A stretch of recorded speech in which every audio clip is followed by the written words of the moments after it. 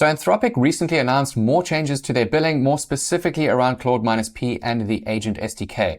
For those of you who have been building from the hype channels out there, this is going to be a massive problem because it's going to change the entire way that your AI operating system works. In this video, I'm going to show you exactly why it's a problem, and then I'm going to show you how to fix this problem so that you don't run into it ever again. Let's get into it. So at the time of me filming this, everything that you're currently doing with Claude is inside your subscription. So your Claude-P runs and anything you're doing with the Agent SDK all neatly sits inside here. But like I said, from June 15th, that's all going to be different. For those of you who don't know, Claude-P is essentially just running Claude headlessly for you. So if you've set things up with a cron job or running something silently in the background, that is using Claude-P. The other side of this is the Agent SDK, where you would import this into any app that you're building or script so that you can use various aspects of the Claude SDK. Both of these will now be moving to a new billing model. In terms of headless Claude, I imagine this will affect pretty much anyone who's been using Claude in an IDE or for some form of software development, as well as those, like I said, who have been building crazy apps around this, trying to integrate Hermes into Claude and building all of those task-based apps that you see on YouTube at the moment. But then more importantly, if you have built an AI operating system based on any of the hype channels out there, you're going to be into a much larger problem because they build those elaborate front-end systems where they have named agents that run away and build things for you, and everything is clickable on a front-end prototype. In another video that I made previously, I said everyone is building their AIOS wrong, specifically for that reason. If Anthropic ever made a change, that entire system would break, and here we are 2 weeks later. So for those of you who are just running a few cron jobs and a few other things, that's much simpler to solve. But for those of you who unfortunately went and built your entire business around this, you're going to have to do some much heavier lifting to get things going. So in a nutshell, the changes are not going to change anything you do in your interactive parts of using Claude. So if you're using Claude in the IDE or in the desktop app, none of that stuff is going to be changing. This is specifically for Claude-P and for the Agent SDK, and you're going to be getting a new credit system over here, depending on the plan that you're on. If you're on the Pro plan, you're going to get $20, and that obviously scales accordingly to your max plan over here, ending on $200. And this is built entirely on the API rates, so this credit just goes towards that API. Once you've hit that, obviously it will stop unless you've got extra usage credits enabled. But I wouldn't really want to do that because this costs way more than it actually needs to compared to running it inside your subscription. So there's a different path that we need to take to fix all of this. So the first thing that I want you to do is not to panic. You just need to figure out what it is that you've currently got running, how it's running, and then measure that over a period of 7 days to see how many tokens you're using, how often the skill needs to run, what sort of data it's bringing back, and what systems it's actually going into. You should already have a map of this, considering you went and built the thing, but if you did install one of those plug and play things from a more hypey channel, you might have to take a more ground up approach, which you can do by watching my videos at the bottom of the screen over here.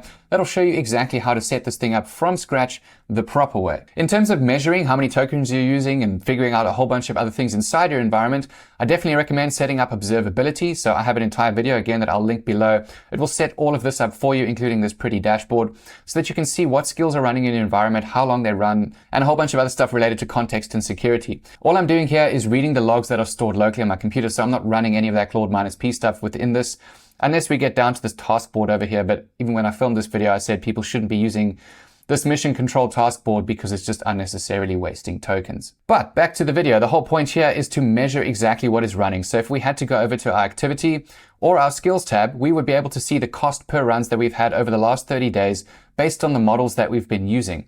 So you can see my most hungry skill over here is the Sketchnote Illustrator, which is the one I use to draw these pretty slides for the videos that I put out there. The idea here, though, is that you want to track your token usage for your skills because, like I said, we still get some money from Anthropic. They're going to give us between $20 and $200. So the important part here for measuring is understanding what runs, how often it runs, and how much it costs. Because based off of that depends on the actions that we're going to take. So if you already have one of these elaborate systems and it turns out that you're actually within those credit limits, you probably don't need to change anything. I still recommend that you would build it differently because, again, that is entirely elaborate and not necessary at all. But if you just had some cron jobs as well, you might fall inside this whole token limit thing. But without doing any of this measuring up front, we cannot possibly make a decision that is actually directed from data. It would just be on FOMO and hype and worry. And those are the worst types of things to make decisions on. The other thing that we can measure under our skills and MCP tab over here is we can see how many times a skill was invoked. And that's really important as well. Like I said, it's going to tie into how we're actually going to be running this thing, because now that cron is going to start charging us and various other things are going to start charging us, we obviously need to and should have already been using Anthropic's native functionality inside Claude Cowork. That's why they built it, and it works pretty damn well. So we've now measured everything and we built somewhat of an audit of our environment. We understand exactly what skills are running, when they're running, and how much they cost. Now we need to decide if we actually need to move these things. If their cost and the amount of times that they run are within that billing credit that Anthropic is going to give us, we probably don't need to do anything. If they're not, then we need to sort them into various categories so that we understand the different methods that we can use to have them scheduled or to have our work running. So your first option is to use Cowork scheduled tasks. We can just come on over here. You can create it with Claude if you need a co-pilot to help you do it, or you can set it up manually. And then this is pretty much just a cron job, but because it's running inside Anthropic's ecosystem, you're not going to be charged as if you're outside running Claude -P on a headless mode, as you would if you were running it inside your IDE, which is where I run most of my stuff. Again, because I've got that $200 and the things that were scheduled inside here, they were so minor, I don't actually need to move them. But for some of the bigger things like lead gen, which only runs once a week, it does consume a lot of tokens, and that will add up despite the fact that I have $200. So the simplest thing for me to do is to literally just chuck it in here in exactly the same way that I had it running before. There's not much more to change beyond that. Another option that you will have is routines. I'm not going to go into those in depth. I have an entire video that breaks this down step by step. I'll link that as well below. But this is the exact same thing. It just runs in Anthropic's cloud. So you have the benefit of their infrastructure taking care of this for you. You don't need to have your device always on, as you would if you were running a Cowork scheduled task, because this thing is currently running locally. They don't have any cloud functionality for this. So if you don't have a device that's always on, I would then recommend moving to routines.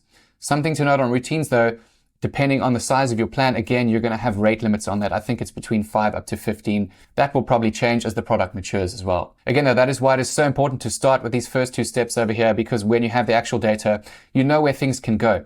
Without that, you're just going to be guessing, and you might be using a routine when you absolutely do not need one. So I would base my decisions on whether I've had this always on device and whether I need that cloud functionality. And then from that, I would just make my decision on where to put those automated skills. But for those of you who have a much larger problem, let's say you have one of these task board things with an AI as an employee that's doing all of the stuff in the background that probably really wasn't working in the first place, you're going to have to re-architect this entire thing, because every single run that this agent does, it's going to be running off of Claude -P. This is all headless. It's all outside of Anthropic's infrastructure. It's not the end of the world, because your skills and all of that stuff, it's obviously universal. You can just pop them straight into Cowork. And that's exactly what I would recommend that you're doing. So if you are in that situation, watch the videos that I put down below about how to build an AI operating system, and it will walk you through setting things up inside here step by step with probably the exact same functionality that you've been using in those elaborate front ends from the other channels, but it will be way more robust and you will never run into this problem again, specifically because Anthropic is moving towards having AI as an employee. We've seen they're bringing out Kairos, which is going to be their always on task management agent. We just don't know when it's coming yet. It was in the leaked data from a few months ago. So the signals have always been there, and that's why I've stepped away from making these really pretty front ends and things like that on this channel, because I knew as soon as Anthropic said they weren't going to allow third-party people, OpenAI then followed and didn't even give anyone credit to run things in headless mode. You just have to pay for the API automatically.